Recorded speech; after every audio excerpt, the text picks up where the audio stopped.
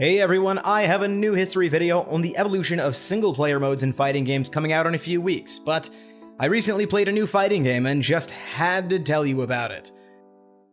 If you're anything like me, you use your phone for three things: browsing social media, taking important phone calls, and porn. But I also use my phone to play all kinds of games: arcade games, sports games, simulations, clickers, idols. But through all of my years of owning a smartphone with enough power to play games, one genre that I've been almost completely dissatisfied with is my favorite genre: fighting games. And that is because most mobile fighting games commit at least one of a few cardinal sins. My name is Stumblebee, and I'll be taking a look at the mistakes that some mobile fighting games make when transitioning a game to the small screen, and a recommendation for the one mobile fighter that I think absolutely nails it. Please consider subscribing to the channel and following me on Twitter @StumblebeeTV if you enjoy this video at any time. Due to their reliance on precise movements for both character control and special moves, fighting games are perhaps the one genre where stick input matters most. So why, oh why, do so many fighting games on a phone force you to use a tiny joystick on a capacitive screen? With an on-screen D-pad, you don't get a sense of tactile feedback that you'd otherwise get with a regular controller, causing missed inputs, incorrect moves coming out, thumb cramps, the works. This causes you to fight the controls more than your opponent. There are even products out there that are solely dedicated to making the experience of using thumbsticks on touchscreens not completely suck. Some mobile game developers understand that capacitive touchscreens don't often make the best controller. But in order to remedy that, some go into the complete opposite direction, simplifying their game too much, creating what essentially boils down to a glorified idle tap game. In this type of game, you don't really have the choice of movement, because in order to force action, characters will either automatically move towards each other or start so close by together that they have no choice but to do their best Fry versus Takayama impression. While the gameplay of some of these titles requires some semblance of timing in order to maximize the damage on combos, the gameplay on many of these titles are often so similar that it can be sometimes hard to even call them fighting games at all. And the last and one of the most pervasive issues in most of the fighting games that I've played on phones is the constant expectation for players to open their wallet. I'll happily spend $3 to play one of my favorite SNK fighting games, or $5 to play the jankiest version of Street Fighter 4 out there. And I'll even watch the occasional ad if they aren't too obtrusive, and spend money on the ad-free version if I enjoy the game enough. But the mobile games industry is rife with exploitative monetization schemes, and many of the fighting games on the platform, unfortunately, aren't an exception. Many games feature long, complicated upgrade paths and energy systems that lead to grindier and grindier progression that just so happens to be bypassable by using premium currency and consumable items that you can either buy a lot of at once with real money or earn at a frustratingly slow pace. Loot boxes that hold gameplay-relevant items are almost always a guarantee, letting players gamble their way to a much better squad way faster than if they would play for it normally. Which brings me to the topic of today's video.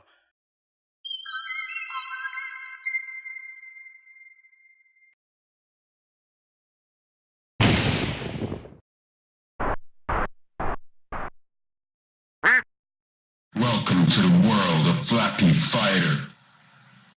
I was browsing around Twitter when I spotted this tweet, which featured a combo in a fighting game that I'd never played before.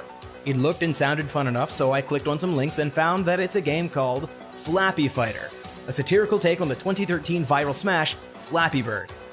The game is a free iOS exclusive right now, with an Android port coming at an undetermined time in the future. I went in with fairly low expectations, but quickly realized that Flappy Fighter gave me some of the best fighting game experiences that I've ever had on a phone. Full disclosure, this video is not sponsored. I did reach out to the developer on Twitter for some music and some assets for the thumbnail, and I know many mobile game studios will reach out to YouTubers for sponsored videos, but this isn't one of those. I just wanted to highlight some things that this game does better than other games of its type. Starting with the most important thing, the controls. Instead of a D-pad or a joystick, Flappy Fighter gives you a forward dash button and a back dash button. But that's not all the movement options you have, however. You also have access to 4 special moves: a backwards hurricane kick, which doubles as a back jump, a jump forward roundhouse, a fireball, and an uppercut. These 6 buttons give you all of the control that you need over your character.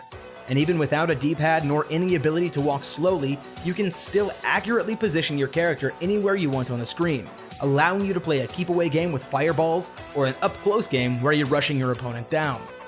Despite the lack of normal attacks, you could even use a classic mid-range strategy by throwing fireballs and uppercutting your opponent out of the air as they jump in to counterattack.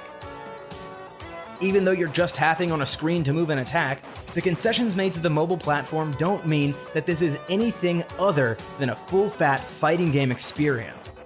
And that's even before we get into some of the advanced mechanics like dash canceling fireballs, canceling the forward jump into a backwards hurricane kick, canceling a fireball startup animation with a super move, and more. The game is fast, the AI is challenging but fair and beatable, the implementation of hit stop feels great, with a legitimately fun and open-ended combo system being the cherry on top. All of this serves to make the gameplay of this mobile fighter feel as close to its counterparts on console as possible without the need for joysticks, generic tapping, special move cards, or consumables. So we've established that Flappy Fighter's mechanics are great, but you may have noticed that the game is also incredibly slick in its presentation. The Street Fighter II inspiration is undeniable, but you can tell that the developer has a ton of reverence for that game, from even the small details on the inflection of the fireball voice line, Hadouken! And the fact that you can't even understand what the character's saying when throwing out a hurricane kick.